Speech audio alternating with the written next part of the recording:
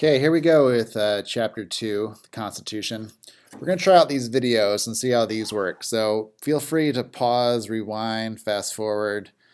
Just keep this for a reference. I'm going to try to make these interesting, all right? So first of all, the Constitution is a nation's basic laws, framework for government, the rules of government.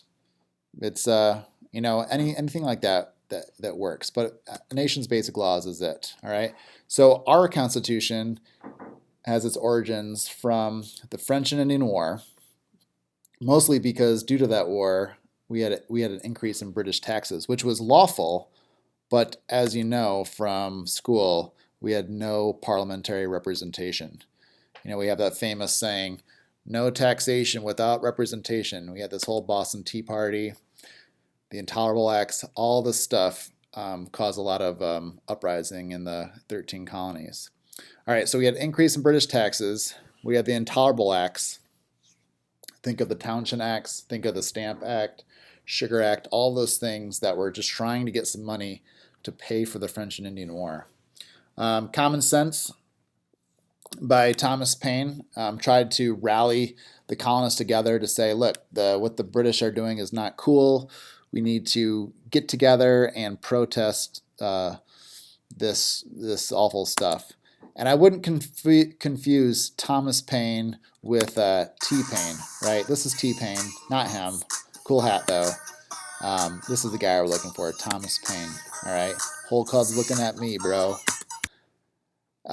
Declaration of Independence certainly brought upon the Constitution. But let's not confuse the two, right? That's a huge mistake. Really embarrassing. Your friends will make fun of you. So James Madison, who is the father of the Constitution, was the main architect, main writer of the Constitution. All right. Then we got Thomas Jefferson, who is the main writer of the Declaration, and he was 33 years old when he penned that document. He had some help, though. Ben Franklin helped him, and John Adams helped him. So the key differences with the Declaration and the Constitution, first with the Declaration, first and foremost, it declared independence from Great Britain. And then it stated why we should have democracy and why it's so cool. It also stated why Great Britain was such an awful, why the monarchy was such a bad government, why they were being mistreated. But basically, think of independence and why we should have government and democracy specifically. For the Constitution, we've already gone over this, but it's a framework of government and it gives the rules of the game. So don't confuse the two. Okay, so back to the Declaration. Thomas Jefferson is the main author. Took a lot of his ideas from John Locke, as many of the founding fathers did. You can see on the left Thomas Jefferson's famous one-liners from the Declaration and how similar they are to John Locke. Pretty much today, if that was done without citing his work, it would be plagiarism. But I don't think John Locke mind having Thomas Jefferson steal his words for what is now the oldest democracy in the world. So, did TJ get caught copying? The answer is yes, but I don't think John Locke mind much. So now we are independent from Great Britain, and how do we govern ourselves? Well, we go to the Articles of Confederation, which lasted for about 12 years. There's this balance that governments try to have between, well, democracies have at least, between freedom and government regulation. You can't really have one without the other. If we were 100% free, then we would have anarchy and people would be running around killing each other and stealing, be like animals.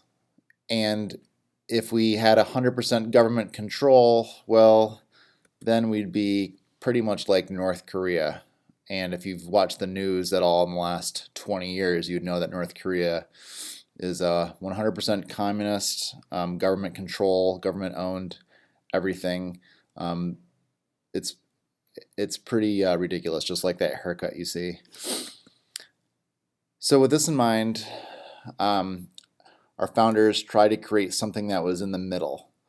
So the Articles of Confederation really suffered from a few things. No, they couldn't tax, they couldn't print money, no real army to call upon. They had to ask the states for troops, couldn't control interstate commerce, and that includes putting tariffs on other states. Now, Gibbons versus Ogden solved both of these in the future, but there was no national court system in the Articles of Confederation either, so they couldn't deal with that. This is a huge problem because the USA had a lot of debt, and we didn't have any revenue streams to pay. And then we had in Massachusetts, Daniel Shays was a farmer who didn't get paid for his work in the American Revolution and then refused to pay taxes until he got his pay.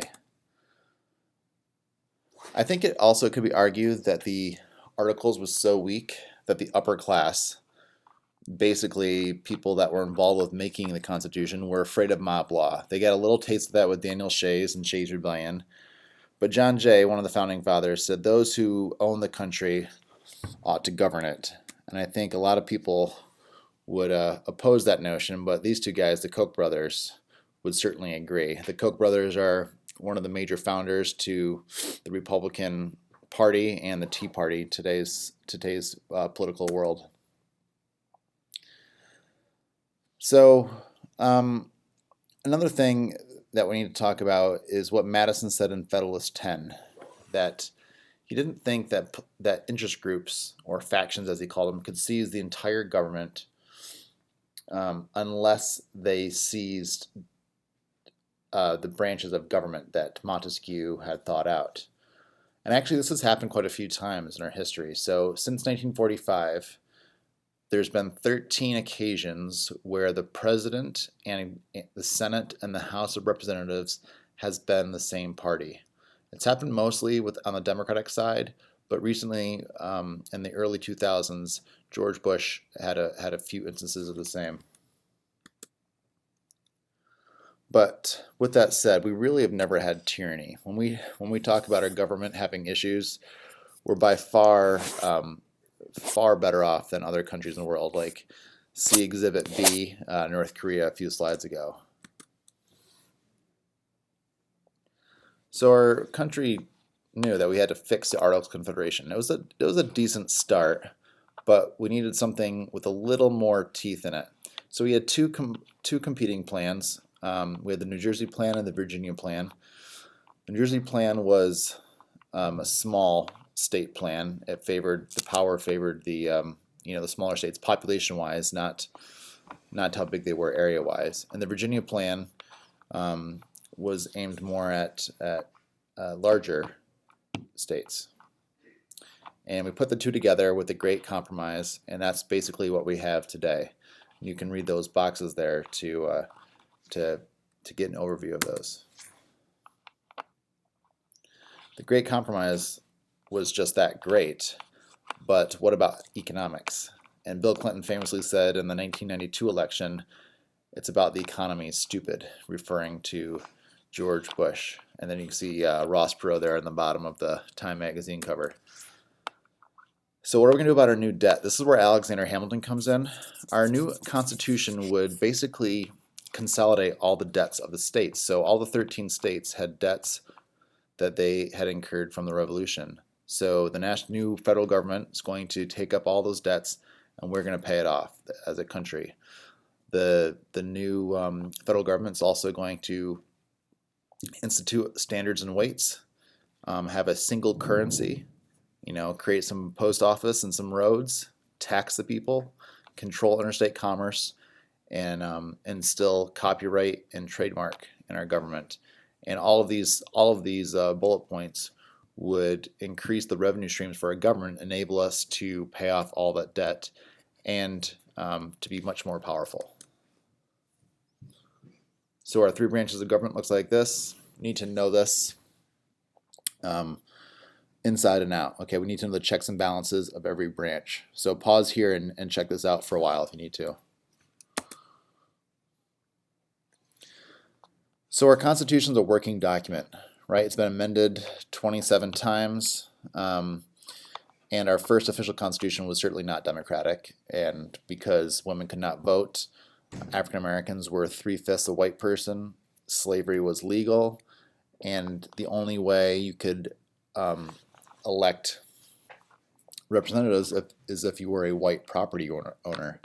And the Senate, the United States Senate, was only elected from votes from each state's assembly or representatives. So you couldn't even directly elect senators until the early 1900s. So here are some steps to the democratization of the Constitution. Andy Jackson got rid of property requirements to vote. We had the Civil War, which obviously ended slavery, and then the Civil War amendments, the 13th, 14th, 15th Amendments, which gave African American citizenship and the right to vote. The 19th Amendment gave women the right to vote. Brown v. Board in 1854 ended segregation. Civil Rights Act of 1964 basically made sure that the Brown versus Board was carried through, fast-tracked. So basically states were lollygagging and holding back, desegregating your schools and making sure that the Jim Crow South was gone. So the Civil Rights Act of 1964 basically said this is going to happen right now. Voting age was lowered from 21 to 18, and this list will go on. So what's going to next? A lot of people think the Supreme Court decisions in the recent past and certainly in the recent future are going to even push us more forward on this. So that's the basic framework of the Constitution. Make sure you still read Chapter 2 to get more details on all this subject. So, scope of government. This is it. Constitution encourages stalemate. So, would James Madison be happy if he came back from the dead today and observed our government? Quite possibly, because it's really slow moving right now, and that's how he designed it. Government can basically do what it wants with the amendment process and a majority vote, and you can see some of the big pieces of legislation that it passed. But by nature, it moves really slow and can't act quickly in times of crisis. And Hurricane Katrina is a really good example of that. Our federal government really dragged their feet, and we really didn't have a plan to how to deal with natural disaster in the United States. So we'll see if that's fixed. Hopefully, we don't have another disaster like that in a long time. But we'll see how our government deals with that next time. All right. So, like I said before, read Chapter 2, know the Constitution inside.